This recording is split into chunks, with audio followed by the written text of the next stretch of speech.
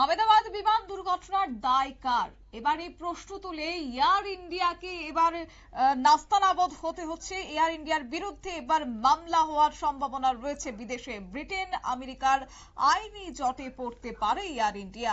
মামলা হওয়ার সম্ভাবনা রয়েছে বোয়িং সংস্থার বিরুদ্ধেও। আহমেদাবাদ দুর্ঘটনার পর থেকে একের পর এক প্রশ্ন। এবার এয়ার ইন্ডিয়ার বিরুদ্ধে ব্রিটেন আদালতে মামলা হওয়ার সম্ভাবনা। মোটা টাকা দিতে হতে পারে এবার এয়ার ইন্ডিয়া ও বোয়িং সংস্থাকেও।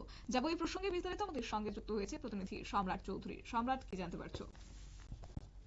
দেখো, আহমেদাবাদ যে বিমান দুর্ঘটনা তাতে শুধু 207 জনের যে প্রাণ দিয়েছে তাই নয়, এই ঘটনায় কিন্তু এবার আন্তর্জাতিক স্তরে বিশাল আইনি বিবাদ সৃষ্টি করতে চলছে। ব্রিটেনের বেশ কয়েকটি ল ফার্ম, মূলত তারা আইনি পরিষেবা দিয়ে থাকেন। এই ধরনের বেশ কয়েকটি ল ফার্ম, এর মধ্যে ব্রিটেনের ইস্টন বলে একটি ফার্ম রয়েছে এবং আমেরিকার উইনার বলে একটি ল ফার্ম রয়েছে, যারা এই ঘটনায় যাদের মৃত্যু হয়েছে, ভারতীয় নাগরিক থেকে শুরু করে বিভিন্ন দেশের যে নাগরিক রয়েছে তাদের পরিবারের সঙ্গে যোগাযোগ করতে শুরু করছেন এবং তারা আগামী দিনে এই ঘটনায় এয়ার ইন্ডিয়া কর্তৃপক্ষের বিরুদ্ধে তাদের গাফিলতি, পাশাপাশি বোয়িং সংস্থা যারা বিমানটি তৈরি করেছেন সেই দুই সংস্থার বিরুদ্ধে কিন্তু আইনি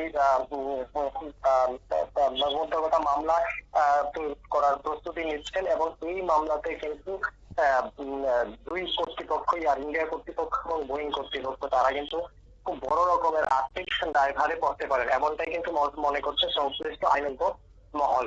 দুই যে আইন ল ফার্ম বা যে আইনি পরিষেবা সংস্থা রয়েছে তারা ইতিমধ্যে এই ঘটনা সম্পর্কে বিস্তারিত খোঁজ খবর নিতে শুরু করেছেন। মূলত এয়ার ইন্ডিয়া এবং বোয়িং সংস্থার বিরুদ্ধে যে যে গাফিলতির বিষয়টি উঠে আসছে সেগুলিকে সামনে রেখে কিন্তু এই মামলার প্রস্তুতি নেওয়া হচ্ছে। তবে এই ঘটনা আরেকটি উল্লেখযোগ্য বিষয় হচ্ছে, এবং ঘটনায় কিন্তু এখন পর্যন্ত এই যে দুর্ঘটনা, তার দুর্ঘটনার সঠিক কারণ কিন্তু এখনো উঠে আসেনি। ঘটনার তদন্ত চলছে, দুটি ব্ল্যাক বক্স উদ্ধার করা হয়েছে, এগুলি পরীক্ষা নিরীক্ষা চলছে এবং তাতে রাষ্ট্রসংঘেরও নজরদারি রয়েছে। এই পরিস্থিতিতে আইনি বিবাদ কি স্তরে গিয়ে পৌঁছবে তা নিয়ে কিন্তু এখনো স্পষ্ট কোনো ধারণা কোনো কর্তৃপক্ষ দিতে পারছেন না। তবে এটা স্পষ্ট যে গোটা ঘটনা আগামী দিনে এয়ার ইন্ডিয়া এবং বোয়িং কোম্পানির ভবিষ্যৎ নিয়ে যে প্রশ্ন তুলবে সেটা কিন্তু স্বাভাবিক।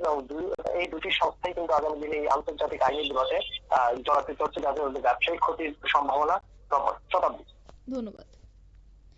অর্থাৎ আহমেদাবাদ বিমান দুর্ঘটনার 1 মাস অতিক্রান্ত হতে চলেছে, কিন্তু দুর্ঘটনার অভিঘাত এখনো কাটিয়ে উঠতে পারছে না ক্ষতিগ্রস্ত পরিবারগুলি। আর সেই আবহে এবার বিমান পরিবহন সংস্থা এয়ার ইন্ডিয়া এবং বিমান নির্মাণকারী সংস্থা বোয়িং এর বিরুদ্ধেও কিন্তু মামলা করতে উদ্যত হয়েছে। বিমান দুর্ঘটনায় ব্রিটিশ আদালতে সেখানে মামলা হতে পারে। নিহতদের পরিবারের শেষ দেখে ছাড়তে চাইছেন এবার আদালত।